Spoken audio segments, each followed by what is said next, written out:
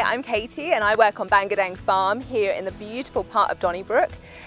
We have here on the farm 345 hectares of mainly pasture. Before the current family took over the farm, it was predominantly cattle rearing. So it was really barren landscape. And today we have 7.5 hectares worth of avocados, and we have developed in the heart of the farm a 2.5 hectare food forest where we grow numerous amounts of stone fruit, citrus, different types of vegetables, pomegranate, everything that you could possibly imagine that can possibly grow in this part of WA we are trying here.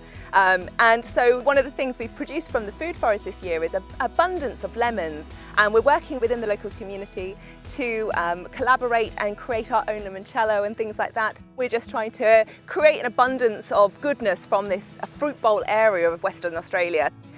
We're heading into stone fruit season now, and we're looking at how we can best utilise that as well. So when the family who currently own Bangadang took over 7 years ago, it was a real passion of theirs, honey particularly. They loved honey, we put it on everything that we eat, and there's no denying now how important bees are to our society and our environment. So it was one of their passion projects really early on to get into that. We're conscious of the ways that bees can help us across the farm, and the holistic nature of our farm and how we want to incorporate everything into it, from the water to the bees to the land and the soil. This is so important, and the bees help us with that, so that's why we joined bee-friendly farming.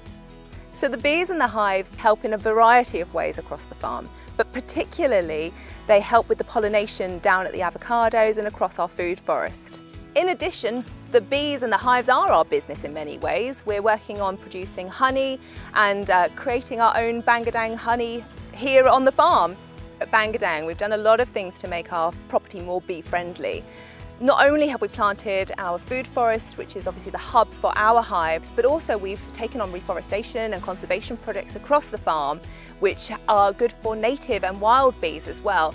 We're not only focused on our hives, but also the wider region, and how that can help also surrounding orchards.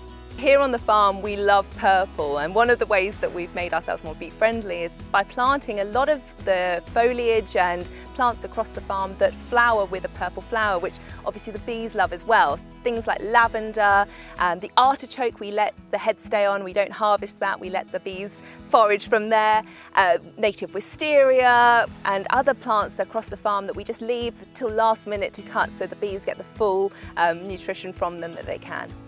So here on the farm, we're always making new changes and adding to the infrastructure and the environment of the farm.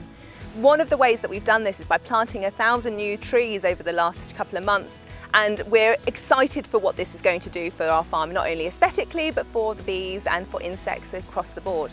One of the other things that we've done recently is established our own nursery, a nursery that is just predominantly for our farm here. What we've done is planted around 500 trees, mostly marri, a couple of eucalyptus and tea tree, but mostly marri, which the bees absolutely love. So what we're planning on doing is using these trees to replant some of the bare paddocks, and that basically is going to support the bees not only on the farm, but also wild bees across Western Australia. There's no denying that Bangadang Farm would not be as beautiful as it is today without our bees, and we're very grateful for everything that they do for us.